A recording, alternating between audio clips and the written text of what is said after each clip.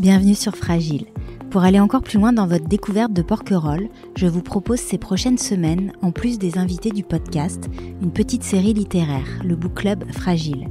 Romans, témoignages, récits historiques, livres de photos, albums jeunesse, l'île a inspiré de nombreux ouvrages. J'avais envie de vous partager les livres qui m'ont permis de mieux connaître Porquerolles. Et comme de nombreuses lectures m'ont été soufflées par les habitants de l'île, je leur ai tendu le micro pour nous en parler. Je remercie l'association Lire à Porquerolles pour son soutien dans la réalisation de cette série.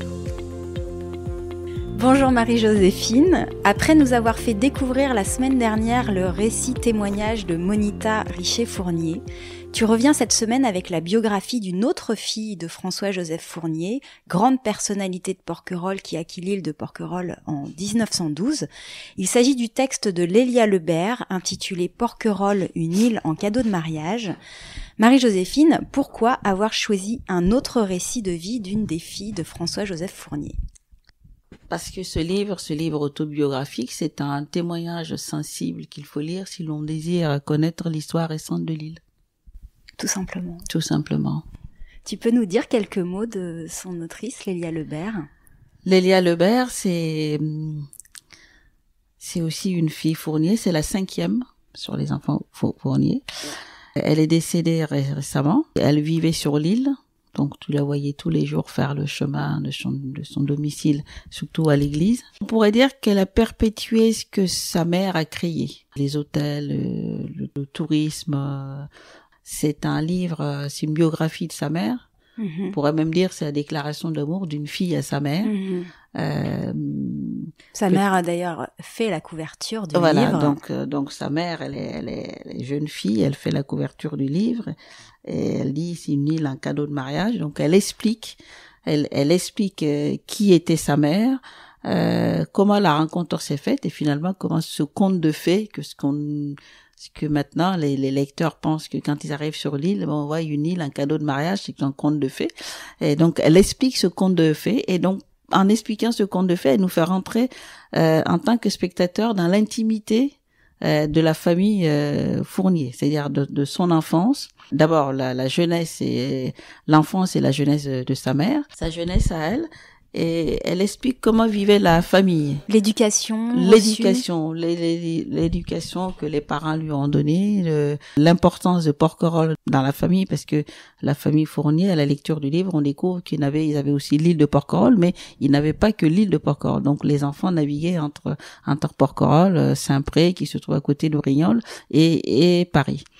C'est drôle de voir cette famille où l'aisance financière est là, mais l'éducation était très très rigoureuse. C'est-à-dire que quand on jouait sérieusement, quand on travaillait sérieusement, et on sent aussi que c'est des parents qui ont des personnalités tellement fortes que il y a peut-être pas de place pour aller se blottir et dire maman je t'aime, pas parce qu'on le pense pas parce que la loi n'est pas, mais parce que il y a une pudeur. Il y a une pudeur, il y a une distance, c'est peut-être l'époque aussi qui veut ça. Et donc tout le long du livre, elle ne cesse de montrer à quel point elle aimait sa mère, à quel point peut-être elle n'a peut-être pas eu le temps de lui dire qu'elle aime. C'est un livre à entrées multiples parce que c'est un livre dans lequel c'est une biographie sur sa mère, c'est une déclaration d'amour sur sa mère, mais c'est aussi un livre dans lequel elle parle d'elle, de son rapport aussi avec les autres, avec les frères et sœurs. C'est un témoignage très subjectif. C'est son témoignage à elle, tout à fait. C'est son ressenti.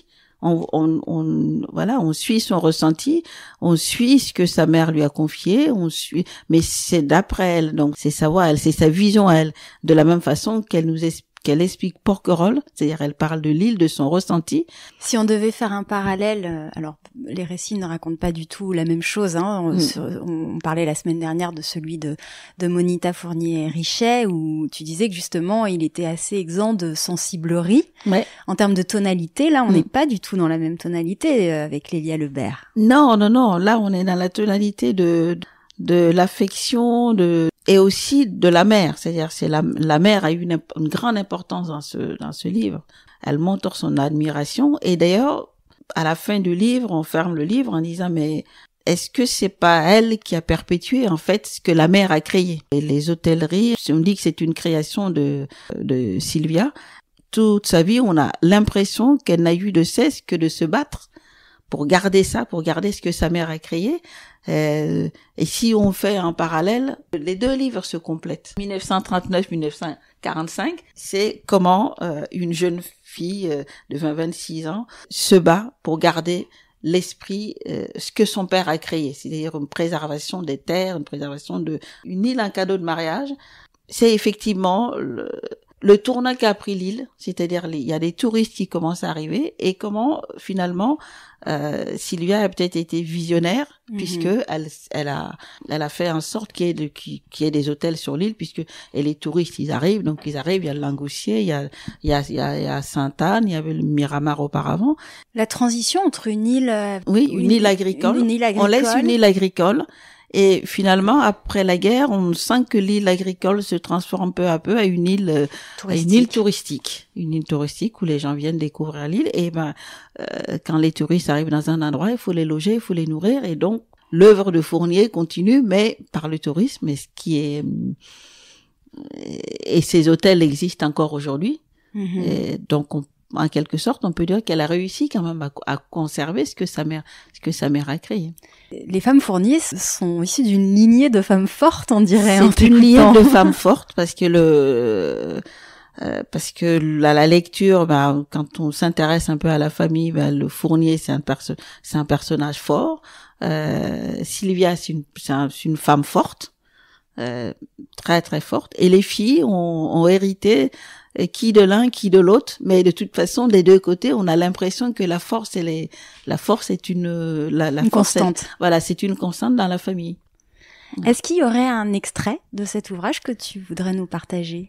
Oui, j'ai choisi un extrait qui était vrai au temps de Fournier, au temps du vivant de Fournier, et qui le reste encore aujourd'hui. Je dirais même que c'est peut-être sans doute la plus grande crainte. La plus grande crainte. Ce jour-là, le Mistral s'était levé vers midi. Les vendangeurs rentraient lorsque le dernier tombereau revint de la courtade à une vitesse anormale. Le charretier se précipita au bureau du régisseur pour annoncer qu'une fumée se levait du côté de l'Oussaou de Diou. Aussitôt, la cloche qui appelait les travailleurs se mit à sonner à tout rompre, suivie de la cloche de l'église.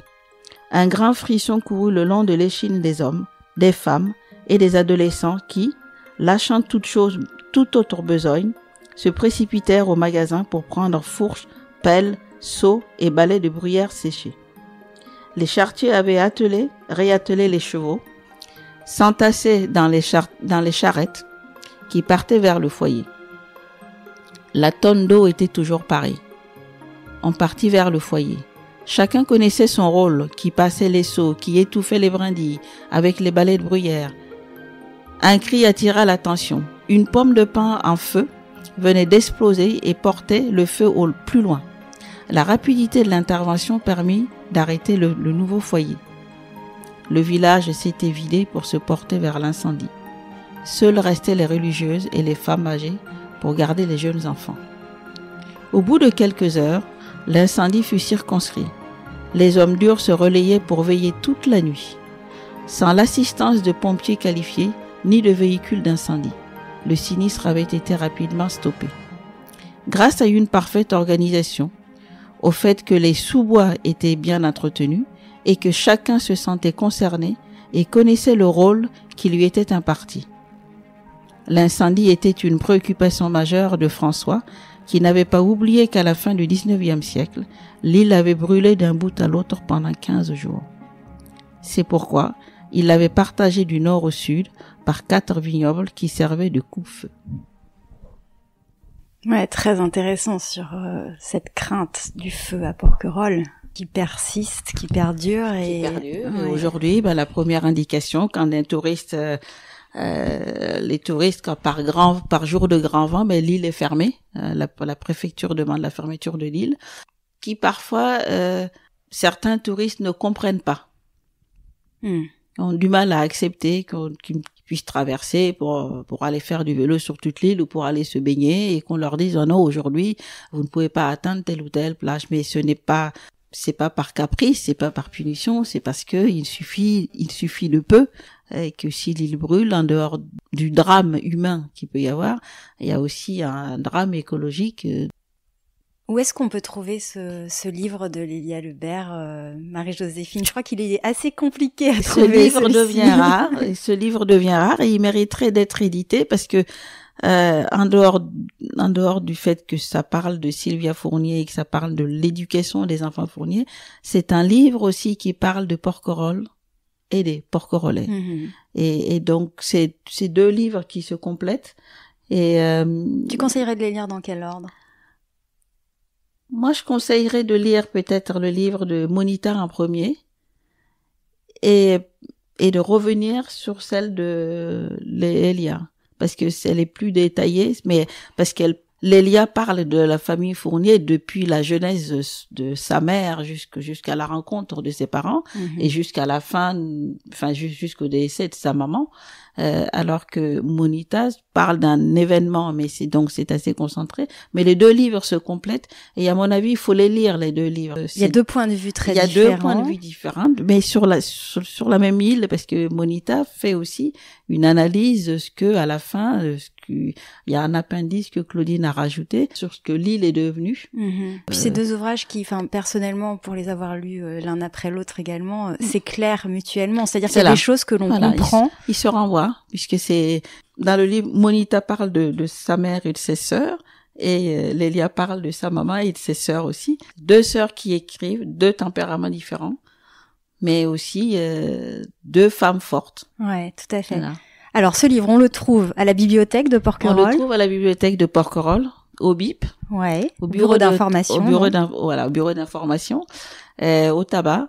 Mais il commence à devenir rare. Voilà, parce que ceux qui le possèdent disent, quand tu veux les emprunter, ils disent, ah non, j'y tiens. Ouvrage précieux, donc. Mais c'est un ouvrage à lire et à relire aussi, parce que même si on vient à Porquerolles que pour une journée, c'est aussi intéressant de savoir pourquoi, parce qu'il renseigne sur des époques, sur des événements que, par exemple, quand elle parle de sa souffrance de mère ayant eu un enfant avec des difficultés, c'est quelque chose d'universel.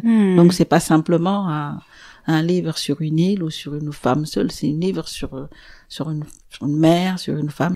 Donc, je rappelle le titre, c'est Porquerolles, une île en cadeau de mariage de Lélia Lebert. Exact. Voilà. Et je vous indiquerai les références. Lélia Fournier-Lebert. Exactement. Merci encore, Marie-Joséphine, pour ce bon conseil. Rendez-vous sur fragileporquerolles.com pour retrouver les références de cet ouvrage. Et si vous avez des coups de cœur à partager, des livres, mais aussi des films ou des œuvres en lien avec Porquerolles, envoyez-moi vos conseils sur les comptes Instagram ou Facebook de Fragile Porquerolles ou par mail à fragileporquerolles@gmail.com. Je les partagerai avec plaisir aux abonnés du podcast. On se retrouve très vite. À bientôt.